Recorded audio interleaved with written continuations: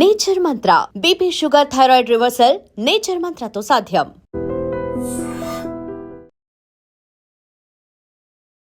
మోంతా తీవ్ర తుఫానుగా తీరం దాటనున్న నేపథ్యంలో విశాఖలో సముద్ర తీర ప్రాంతం ఉధృతంగా కనబడుతోంది. అల్లకల్లోల పరిస్థితులు కనిపిస్తున్నాయి.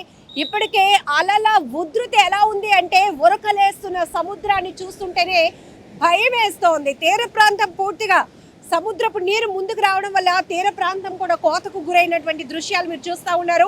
ఇప్పటికే పర్యాటకులను పూర్తిగా బీచ్ తీర ప్రాంతాలకు నిషేధించడం జరిగింది.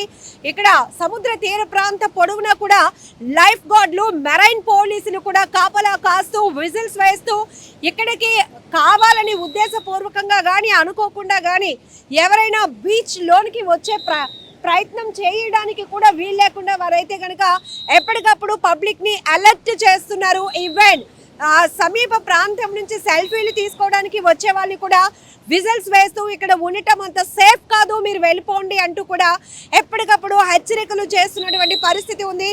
ప్రజెంట్ మనమైతే విశాఖ ఆర్కే బీచ్ నుండి ఇక్కడ వైఎంసీఏ బీచ్ తీర ప్రాంతం వరకు చూస్తే గనక ఒక్క మనిషి కూడా తీరంలో కనిపించలేనటువంటి దృశ్యాలు మనకు కనపడుతున్నాయి.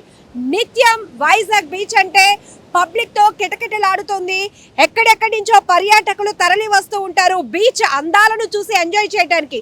కానీ గత 4 రోజులుగా మోంతా తుఫాన్ తీవ్రమైన ప్రభావం చూపించబోతున్న నేపథ్యంలోనే అధికార యంత్రాంగం కూడా అలర్ట్ అయింది.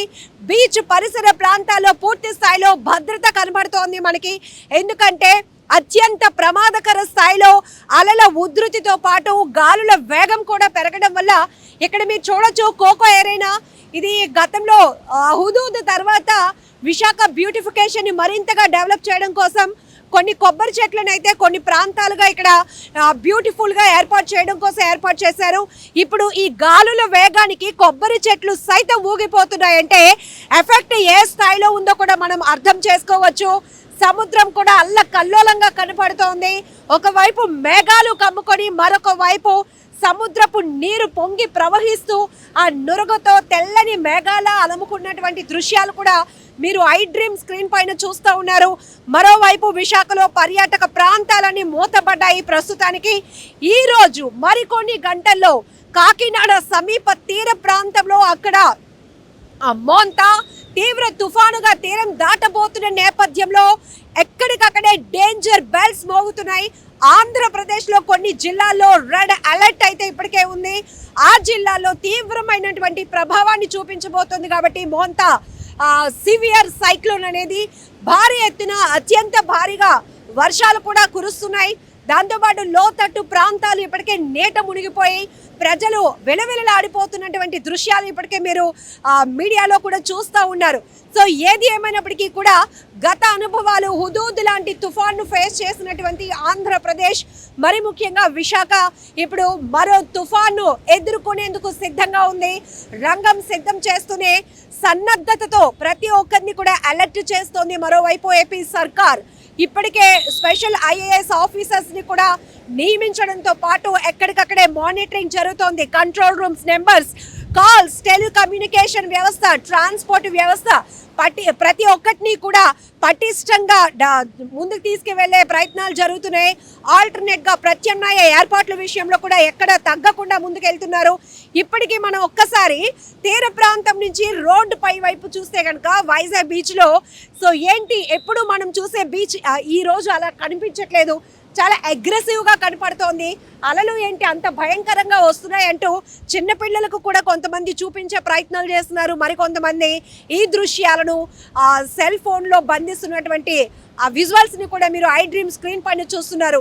ఏదేమైనప్పటికీ కూడా మరికొన్ని గంటల్లో తీరం దాటబోతున్నటువంటి మోంతా తుఫాను ఇంకా ఎలాంటి భయానకమైన పరిస్థితులను తీసుకురాబోతుంది అనేది ఒక రకమైనటువంటి పానిక్ ఉన్నప్పటికీ కూడా ప్రజలు మాత్రం అప్రమత్తంగా ఉండండి, అలర్ట్గా ఉండండి.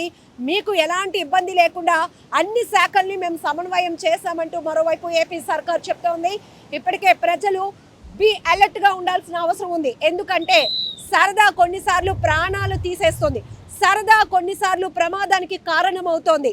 ఇలాంటి ప్రకృతి విపత్తులు వచ్చినప్పుడు సరదా కోసం ఆలోచన చేస్తే ఏ రకంలోనైనా మనకి ఇబ్బందులు తప్పవు కాబట్టి అత్యవసరం అయితే తప్ప, ఎమర్జెన్సీ పరిస్థితులు అయితే తప్ప బయటకు రాకుండా ఇంటికే పరిమితం అవ్వండి. మరీ ముఖ్యంగా వాతావరణ పరిస్థితులు అసలు బాగాలేదు. చిన్నపిల్లల నుంచి పెద్దవాళ్ళ వరకు అందరూ ఇంటికే పరిమితమై జాగ్రత్తగా ఉండండి. మరీ ముఖ్యంగా ఇప్పటికే స్కూళ్ళకి సెలవులు ప్రకటించారు. కొన్ని శాఖల్లో అత్యవసర సర్వీసులు అందించే వాళ్ళకి తప్ప మిగతా వాళ్ళు కూడా లీవ్స్ ఉన్నాయి కాబట్టి బీ కేర్ఫుల్, జాగ్రత్తగా ఉండండి. మరికొన్ని గంటల్లో కాకినాడ తీర ప్రాంతంలో మోంతా తీవ్ర తుఫానుగా తీరం దాటపోతోంది. నిజంగా ప్రస్తుతం ఉన్నటువంటి సమాజం దేనికి ప్రయారిటీ ఇస్తుంది? ఆర్థిక సంబంధాల చుట్టూ మాత్రమే తిరుగుతుంది. మళ్ళీ ఎన్నికలంగానే చాలా విరక్తి కలుగుతాను. మంచి అనిపిస్తుంది కదా, లేడీస్ కూడా ఛాలెంజింగ్ జాబ్స్ చేసినప్పుడు చాలా బాగుంటది. ట్రాఫిక్ అసిస్టెంట్స్ గా నియమించిన ట్రాన్స్జెండర్స్ అందరితో సాల్యూట్ చేయించుకుంటున్నారు. ఫుడ్ డెలివరీ ఇవ్వటానికి వెళ్ళినటువంటి డెలివరీ బాయ్ అనిల్ పై కళ్ళ ముందు పెళ్ళండి